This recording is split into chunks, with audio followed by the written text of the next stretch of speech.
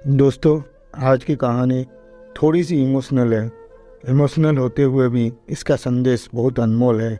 आपकी आंखें थोड़ी नम होगी, लेकिन ये कहानी आपके दिलो दिमाग पर असर छोड़ जाएगी, इसलिए इसको पूरा सुनिएगा ज़रूर। स्त्री का घर, मायका या ससुराल, तुम्हें कितनी बार बताया है मेरे तैयार होने से पहले मेरा नाश्ता तैयार हो जाना चाहिए। शादी के 25 साल बाद भी मुझे क्यों बार बार एक ही बात बतानी पड़ती है लता? तुम्हें क्या है, तुम तो आराम से घर पर रहोगी, मुझे काम पर जाना पड़ता है। तुम हो कि हमेशा बेवकूफ़ों जैसी हरकत करती हो। अगर तुम ये जानबूझकर करती हो तो याद रखना, मुझसे बुरा कोई नहीं होगा। आज भी प्रशांत का पारा चढ़ा हुआ था। इन कटु शब्दों में अपना गुस्सा उतारते हुए, गीला तौलिया कुर्सी पर फेंकते हुए प्रशांत गुस्से से लता की तरफ देखने लगा। लता के लिए प्रशांत का ये बेवजह का गुस्सा कोई नई बात नहीं थी। वो महीने में 3-4 बार ऐसे ही लता पर बरस पड़ता था। पहले पहले लता उसका विरोध किया करती थी, लेकिन जब कई सालों तक प्रशांत में कोई बदलाव नहीं दिखा तो लता ने खुद को ही बदल दिया। अब प्रशांत के कुछ भी कहने से लता को कोई फर्क नहीं पड़ता था। प्रशांत की हर बात वो चुपचाप सिर नीचे झुकाए सुन लेती थी। शादी के पहले 5 साल तक लता ने पूरी कोशिश की थी कि प्रशांत को बदला जाए, लेकिन फालतू का गुस्सा करना और बाद में लता को भला बुरा कहना, ये मानो जैसे उसकी आदत बन गई थी। कोई भी वाद विवाद होता तो प्रशांत सीधा लता को बोल देता, अगर मैं तुम्हें अच्छा नहीं लगता तो क्यों नहीं चली जाती अपने मायके, क्यों रहती हो मेरे साथ?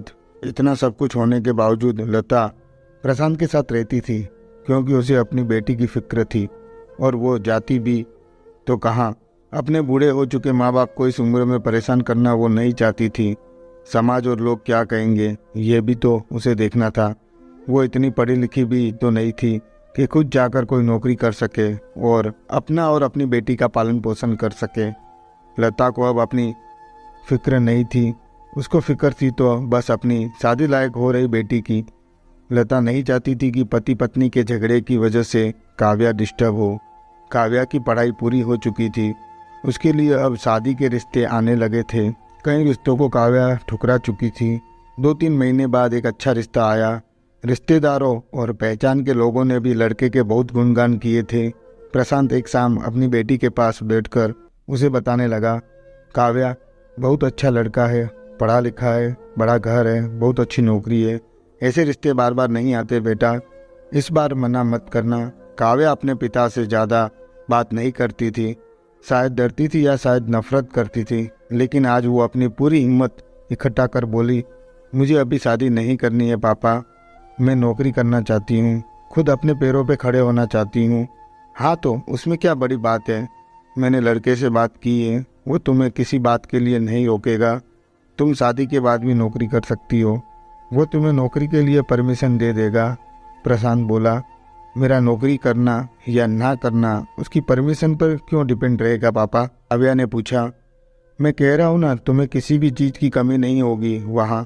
ऐसे रिश्ते बार बार नहीं आते, इसे ठुकरा मत, बहुत खुश रहोगी तुम वहाँ। प्रशांत बोला, पापा क्या मैं उतनी ही खुश रहूँगी जितनी मम्मी इस घर में खुश है? काव्या ने तंज कसते हुए कहा, आज तुम्हारी जुबान कुछ ज़्यादा नहीं चल रही?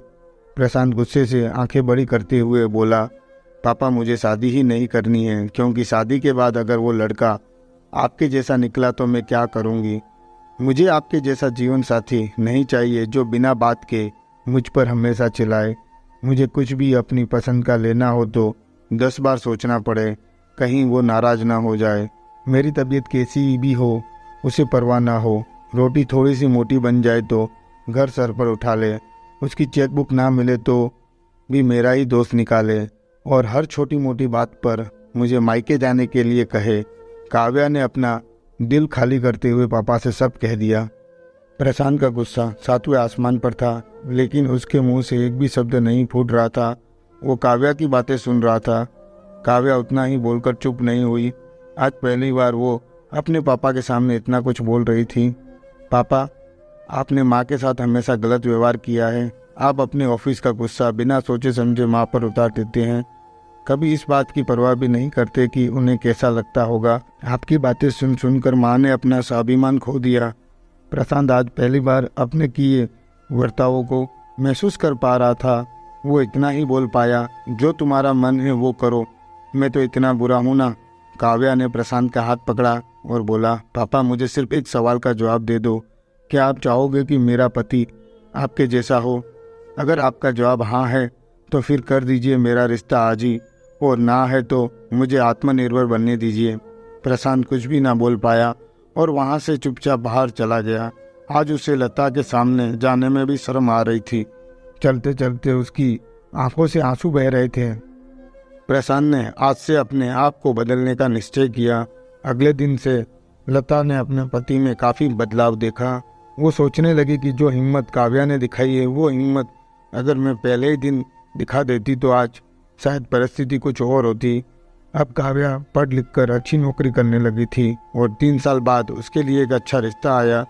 और उसकी विदाई पर प्रशांत बोला, बेटा तू हमेशा खुश रहेगी, क्योंकि तेरा पति तेरे बाप जैसा नहीं है।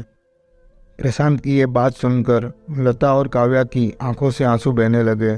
दोस्तों, हमारे समाज में औरतों को भले ही देवी का दर्जा दिया जाता है, लेकिन वो आज़ादी नहीं दी जाती जो उन्हें देनी चाहिए।